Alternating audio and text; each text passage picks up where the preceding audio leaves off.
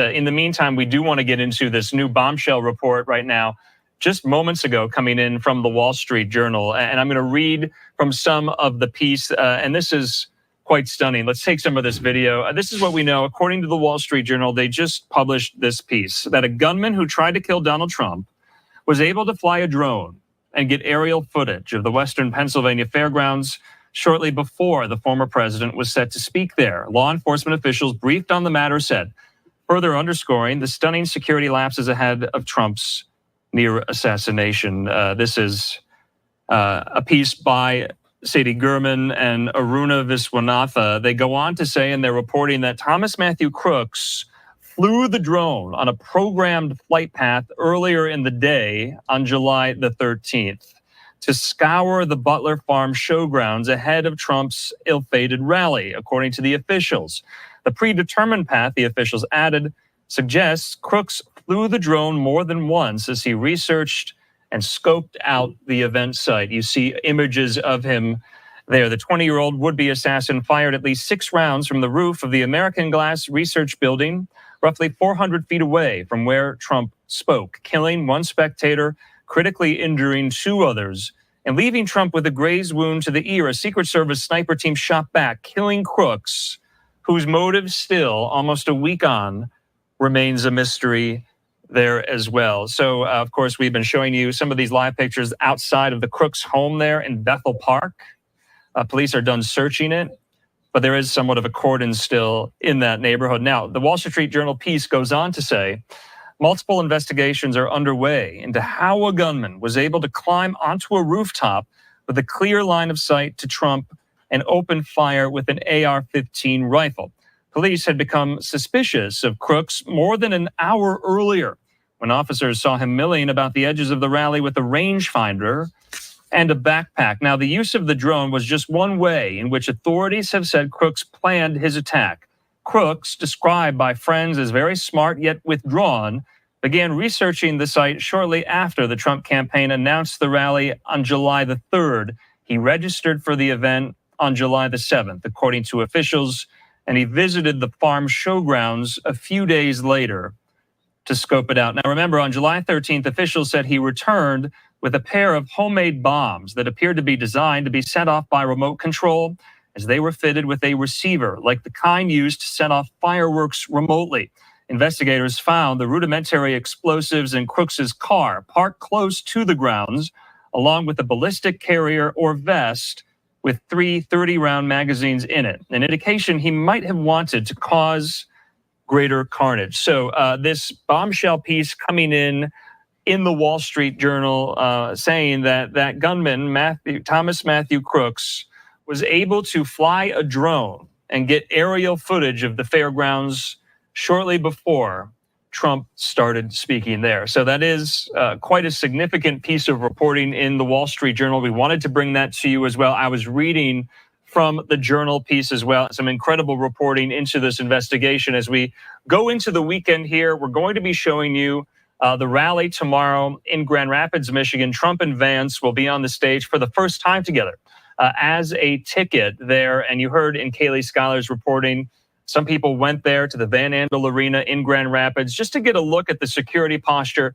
before they attend the rally tomorrow. No doubt there is some hesitation. There is some trepidation about what that security might look like in the wake of what happened in Butler, PA last Saturday. We'll see. So lots of questions with all of that information. The Wall Street Journal, of course, is reporting that he flew a drone as a recon measure to check out the site. Does that sound like, again, yeah, he could have acted alone doing that, but does that sound like possibly someone was coaching him how to do this?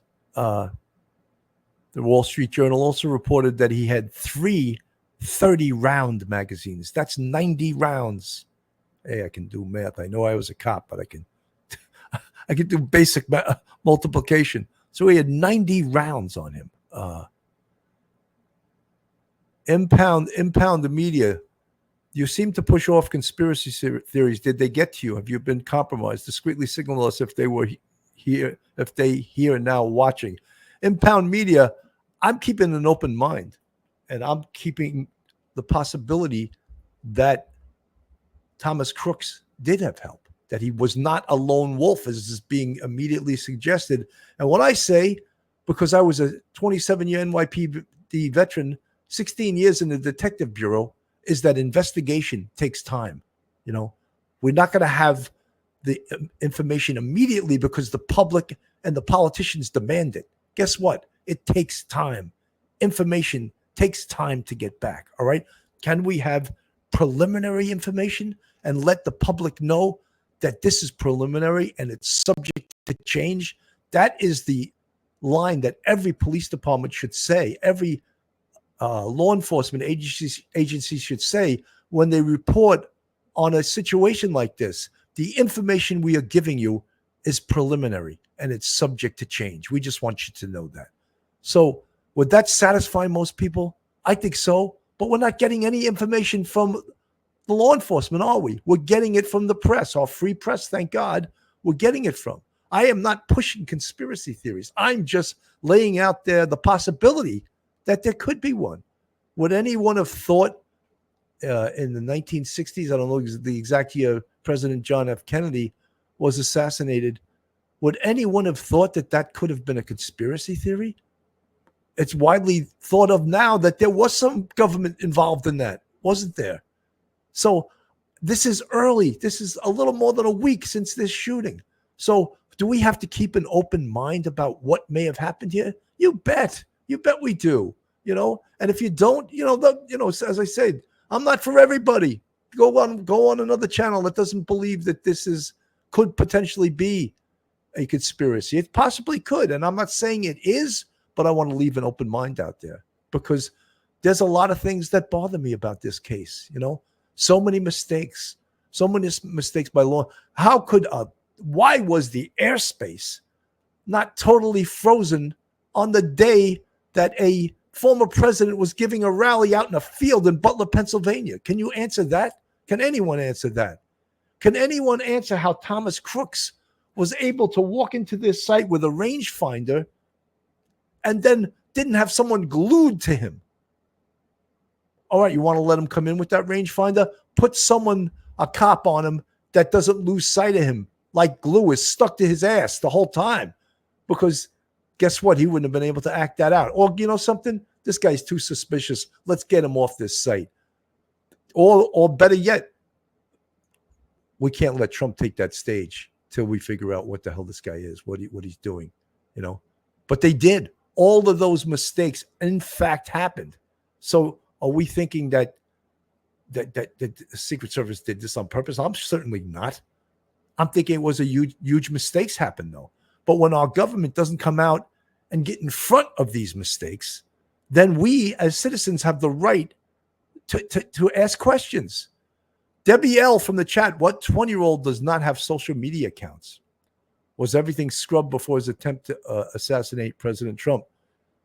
Debbie L., great question.